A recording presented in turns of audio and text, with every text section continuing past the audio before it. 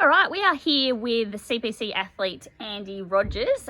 We're just enjoying the banks of, this one is the Gumbow Creek, it's not the Murray River. We're on the Gumbow Creek here having a weekend away, and I thought we would do a little sit down after his big event 2 weeks ago called the Backyard Ultra. So Andy's going to give us a bit of a rundown. But firstly, Andy, congrats on your amazing effort. For those who don't know, explain to us briefly what is a Backyard Ultra. So the Backyard Ultra event is a 6.7k loop done repeatedly until there is only one person left, and you have to start this loop on the hour. So you have to be in the pen when that whistle goes on the hour.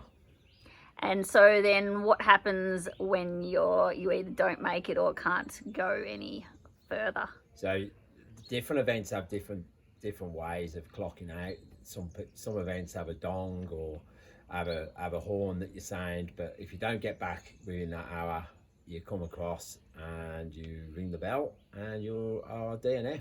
Checking out. You check out. All right, well, you first did your first Backyard Ultra last year, which was in Shepparton as well. The one you just did was Shepparton 2 weeks ago. That one you did 20 laps. So for those who want to know the math, that works out to 130 kilometres over 20 hours. Your next one then, a few months later, was in Melbourne. You did 24 laps, so hit your goal there of 24 hours. And clocked up the milestone of 160k, which is 100 miles. So that's a pretty big milestone for a lot of people who are getting into these Backyard Ultras. And you did your latest on, 2 weeks ago. How did you find, how did you find getting into Backyard Ultras? Like, what made you decide to give these a go, for this style of event?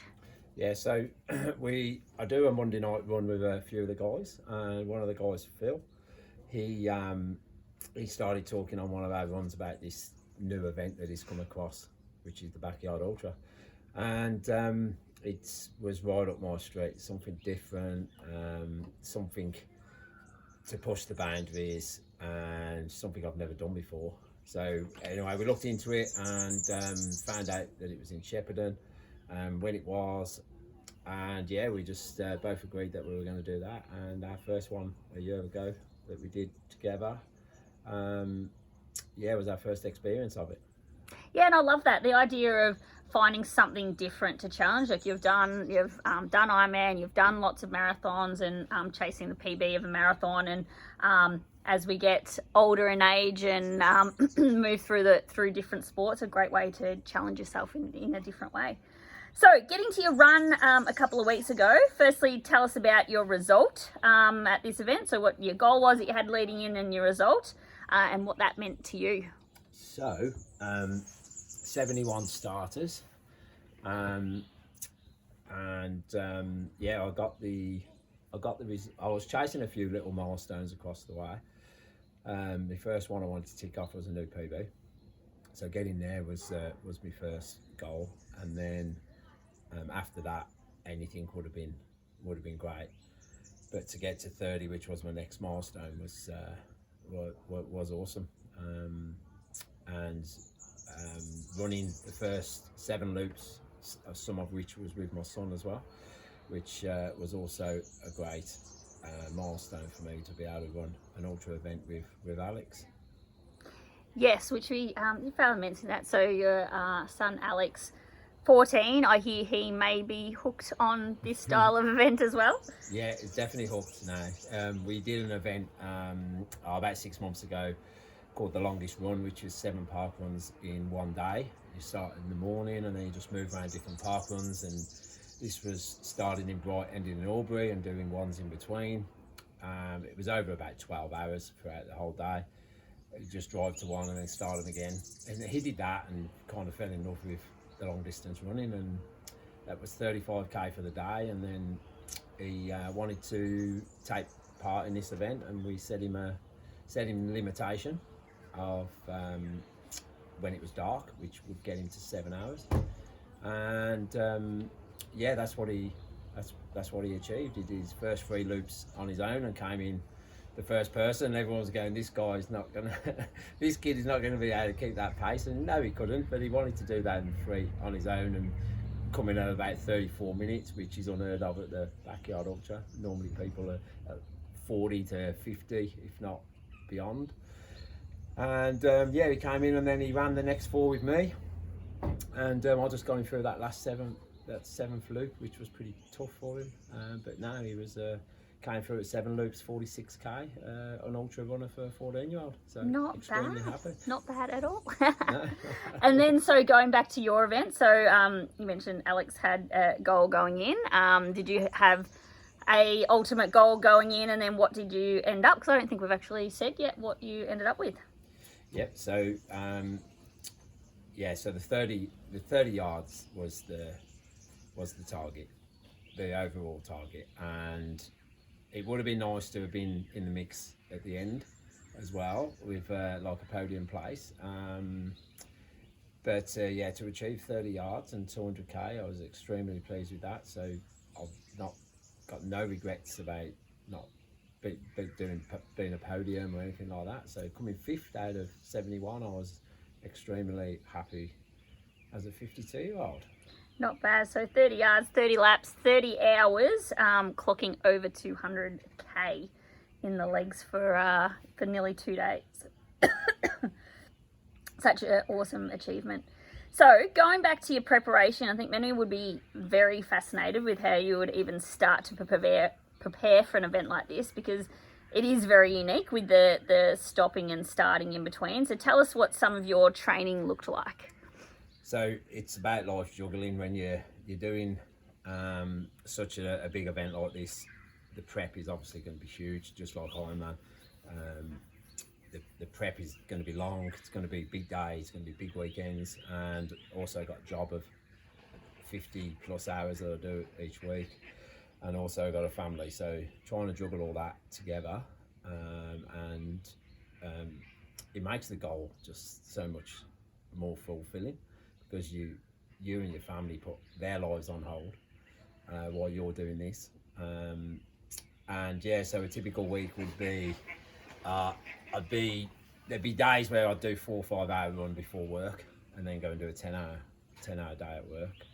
I had a few of them for the week, and then maybe on a weekend we would do a 40 and a 50 maybe in 2 days. So that's calculations, maybe 4 or 5 hours, 2 days running, and including work. So it was full on, especially that last, I don't know, maybe that last 4 or 5 weeks was the toughest, and then 2 weeks of taper were absolutely beautiful.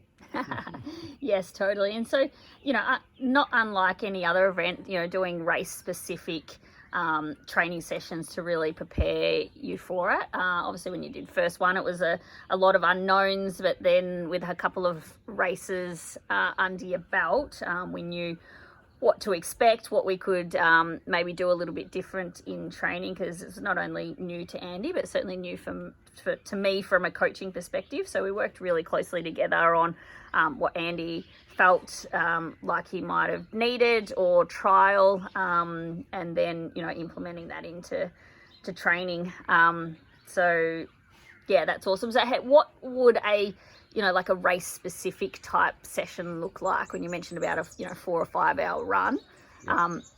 To give us an idea what that looks like. So a very wise lady taught me once that walking is a very important strategy to achieve your goal, especially in this. So there was lots of walking, and specific different tactics that I tried throughout the training. So an 8-minute run with a 2-minute walk would be very common with my training runs, and also repeated loops. So just doing that same on the big 40, 50k, 4 or 5 hour runs that I was doing, just repeating a loop over and over again, just to get that in your head that that's what you've got to do on the day. And I was fortunate that I could go over to Shepparton, and because it only been 45 minutes away, and run the loops and some practice loops on that course, and then basically got it down packed where I was going to run and where I was going to walk for the early loops anyway. But when it gets tough, that all goes out the window, and you kind of Survival mode? It is survival mode, yeah. But my survival mode was lasted quite long. Yeah, totally. And so I guess when you're coming into that survival mode, it's it's what that thing of getting to a point of mind over matter or mind over body. So other than simply running in your training, which obviously you need to do a lot of to prepare the body for, how else do you feel you prepared physically and mentally? Like I know we did some night runs to test, running at night time. You mentioned about your run walk strategy. Any other things that that we utilised to help prepare you? Yeah, so me and Lisa we were talking about this maybe 4 or 5 weeks out, and we were preparing for the day that far out. And we'd be talking about strategies, we'd be talking about food, different types of food that I could use, because there's no point getting to race week and going, right, what we're packing this, we're packing that. Oh, I haven't tried this, I haven't tried that. So as we all know, that don't use anything on the day that you haven't already tried. So that's what we did 4 or 5 weeks out. We sat down, made a list of things that could possibly improve me for this event. And we based it a lot around food, because the last 2 events I didn't really eat from 12 hours to 20 and 12 hours to 24. So that's probably the undoing. So we worked really hard on food strategy this time, what types of food we could implement to get through when the people listening to this who do Ironman would understand, like after 10, 12, 20 gels, you've had enough and you just need something else to go to. So that's what we worked on. Mainly was our food strategy, and the hydration strategy was pretty. It sounded pretty simple to me, and it actually worked. So that strategy was really good. Yeah, so I was going to ask about the fueling, so let's go to that now. You mentioned out lots of different types of food. Give us a bit of an example on, say, some of the things that you started on. Like what did that sort of look like on the day? Because I think people would be fascinated on, what are you consuming over 30 hours while you're trying to run at the same time?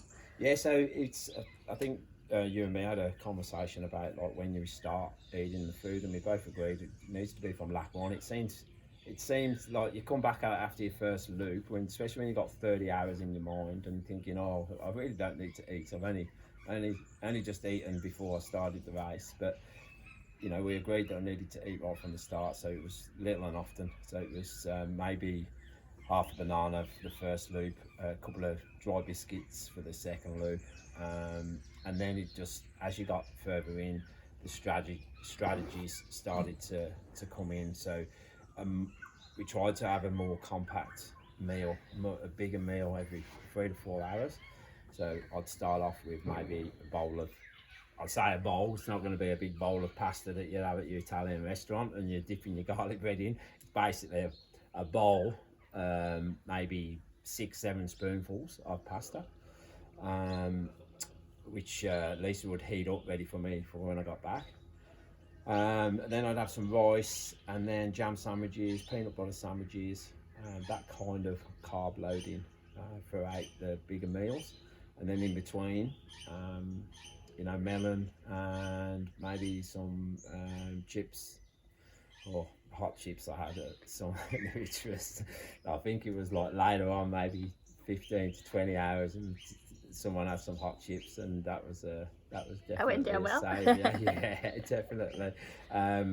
But yeah, so they're the big types of food that you eat. And then later on, believe it or not, when I didn't really want to eat anymore, I've managed to, for the first time, to carry on eating all the way over the 30 hours. So introduced baby food this time in pouches, and I tried and tested these, just for that extra 80 to 100 calories in a pouch, just getting that calories on board, and just tried different ones and just went with the 2 or 3 that I particularly liked, and yeah, they worked absolutely perfect. It was really good. And then had some some pouch yogurts for towards the end as well. Yeah, awesome. And so, you know, listening to all those types of foods, big one we did differently was literally like real food, whole foods, whether, you know, in different formats, like baby food, totally different to, you know, real pasta that you're eating, but instead of your gels and liquid calories, we went a bit more of your whole foods and seeing how the body tolerated that. So if we come to race day, so we mentioned at the start, we know it's a 6.72 kilometers that you've got to complete every hour on the hour, however you choose.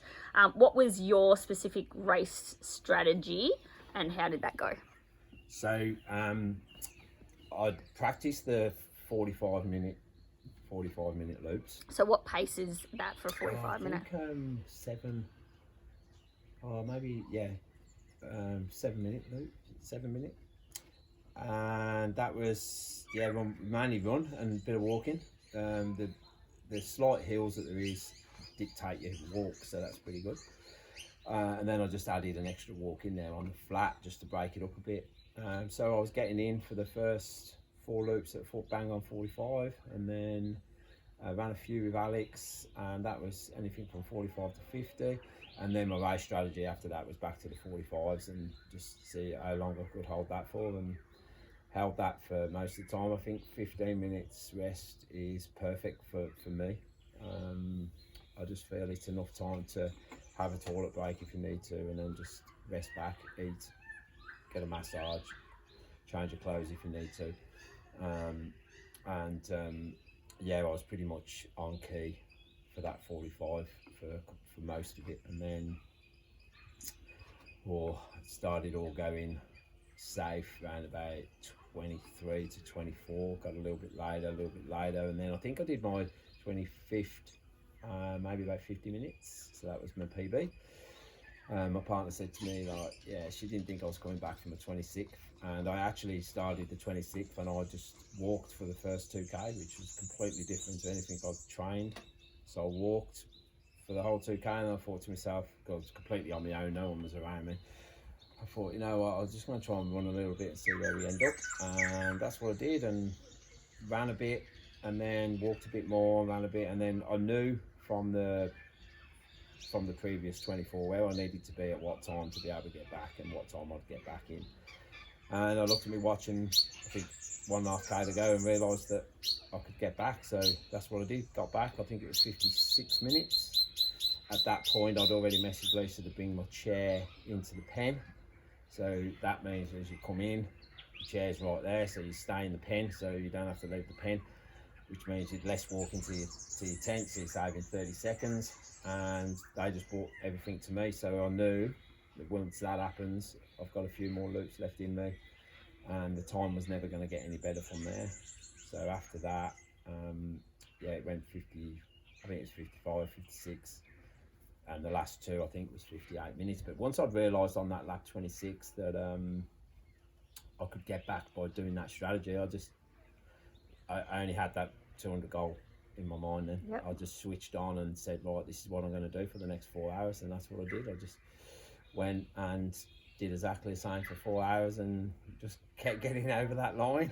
And that's incredible when you think about it, you know, when you talk about 26 laps, if you put that in perspective, you know, you've been going for 26 hours and you know, thinking that you're done, and all of a sudden you're doing 4 more hours out there. Like, you put that in perspective, it's pretty amazing. Most people would, easily chuck in the towel and go, well, I beat my PB. That's me, I'm out. So incredible mental resilience to be able to do that. It's huge. Going back one step, the night time. Most, that would be the hardest part of the event. I know I would find that the hardest personally. Talk to us about that. How did you manage being out in the wilderness? And it's literally, you're out in the wilderness, out in the bush, in the dark, essentially by yourself for so long. Like, how did you manage that? Yeah, because of the time of year, you're basically in the dark for 12 hours, so it's roughly 6 till 6. I just settled in, really, because I didn't know, but you always think you're going to get through the night, and the closer you get through to daylight, it becomes, believe it or not, it does become actually easy because you're looking forward to that daylight. And then when daylight comes, it's a different game again. But yeah, so I just settled into the night time for the first few hours. But one thing that wasn't predicted, there was zero, when the forecast says 0% of rain. Like 0% of rain on a forecast means 0% of rain, but obviously not. There was 6 hours of solid rain during the night, and it was pretty heavy at some point. So that means, you know, you got the risk of blisters and things. So I had lots to take my mind off things during the night. But I just, like I said, I just settled in, and I just did one loop at a time during the night. And I had I was fortunate that obviously all my family in England were awake, so I had phone calls with 2 of my daughters and my dad during the night. You know, I'd tell them to ring me at 10 past the hour. So I was settled into my loop, and I'd have my own space by then, so I weren't interrupting anybody else talking to people on the phone.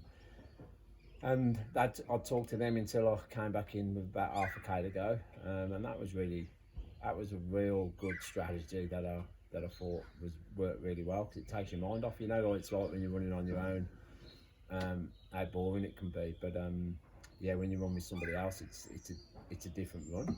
And this was a bit like that on a few of them loops that I could talk. I haven't actually asked you this, and I just thought of it then. When you were out there at night time or any other time during the event, was there points where you're like, did I just hear someone talking? You look around, there's no one there, or you hear noises in the bush, or like, did you have any of those moments when you're like, am I going a little bit crazy here? Or Yeah, well, a lot of people doing this event, they talk of hallucinations. I had one last year doing this event when I was, I thought I could hear dogs, but there was definitely no dogs around. So I'll put that down as one of them moments. But yeah, there's heaps of moments, because you're running through the bush, it's pretty quiet.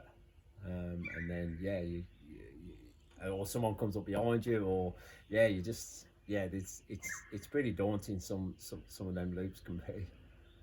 yeah, totally. Like, because I can imagine, you know, at points you're literally sort of zoning out. Like, you probably, it's like when you drive and sometimes you're like, oh, how did I even get there? You'll be like zoned out and not even know what's going on around you. Question, did you sleep at all, and do others? Someone asked me that question. Obviously, you know, you're awake and racing for 30 hours, and you do get that little rest time. What's your answer to that one? So each of the events I've done so far, I've not slept at all. And most people who do these and go long in them will tell you they don't normally sleep until night 2. So I haven't actually got to night 2 in any of my events yet. So if I did, and I will at some point, I will be planning naps. So naps is like the good top athletes in this sport, they like to nap for about 7 minutes. So they get back on the 40 to 45 minutes, 7 minutes nap, and then they refuel and then go back out again. But I don't know, I've never tried it, but I don't know how easy it is. I'm looking at Sarah. Sarah could probably just close her eyes and go to sleep every loop for 7 minutes, and so could my partner. But I think I'd struggle a little bit with it. But I'm certainly looking forward to the experience of having that nap and how much it actually makes you feel. Yeah, it would be an interesting one. As I said, I think it would be very individual. I know I can sleep standing up if I needed to. So, yeah, that's it's an interesting one, and we'll see where we go with that. Was there any sort of key pivotal defining moments within? I know you mentioned the one around that, you know, that 26 kilometer lap. Was there any other moments or things that happened during the event that sort of, you know, flipped things around for you, or you were in a negative mindset and you know, able to come back out the other side? Anything you can think of? Yeah, so so I had blisters, which I've never suffered through before, and I had that during them rainy loops. Your feet are wet socks. Your feet just can't get comfortable in your shoes. Come back and had blisters, and the crew just worked amazingly. So they strapped them up on the one loop, came back after a couple of loops, and it wasn't working. So they restrapped them differently, and never had any problems after that with them, which it can easily undo your race blisters for sure, because once they get that sore, you just can't physically run. But now, so that was a key moment, and once I got them blisters sorted, it gave me a bit of a boost. And then obviously what I've touched on with Alex, and that lap 26, where I realised that I could do a different strategy and get back, and I felt comfortable doing it, and that gave me a big boost for the next 4 hours. Yeah, awesome. And it just goes to show again, that's the support that you have and the team around you for something like this, for any kind of ultra event where you're allowed to have a support. Super, super key. So we know you clocked up 200k. Question: do you feel like you personally do you think this would be harder? So this event, with the breaks in between, harder physically and or mentally than doing a 200k straight?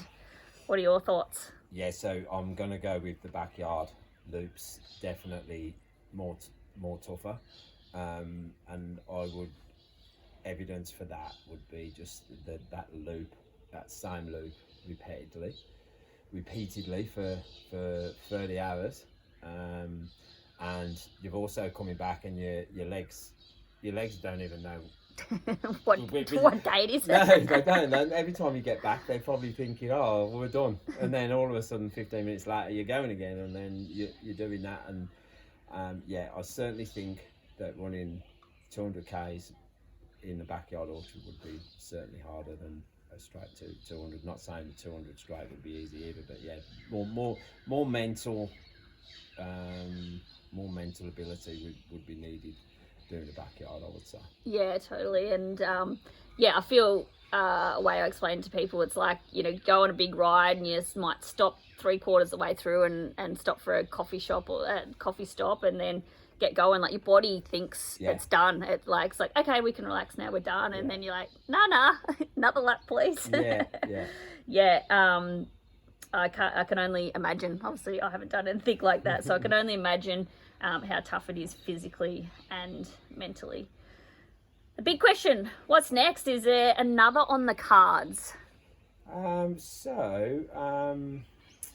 gonna have some rest. I finally decided I wasn't going to have some rest straight away, but I am now. My body's crying out for it, so I'm gonna have some rest. And I'm going to give Shepparton a miss next year. I'm going to go and give a little back to the event. I'm going to go and help the run director run the event for his 3rd year. And I'm probably going to crew for somebody as well whilst I'm there. And then I am probably looking at doing another backyard ultra, but somewhere else, somewhere different. I'm not sure what time of year. I'm just going to go with the flow. I'm just going to get Christmas out of the way and then start next year and see where I'm at. Awesome. Love it. For someone else thinking about taking on a challenge like this, it doesn't have to be, backyard ultra. It could be something out of their comfort zone. What advice, if any, would you give to them?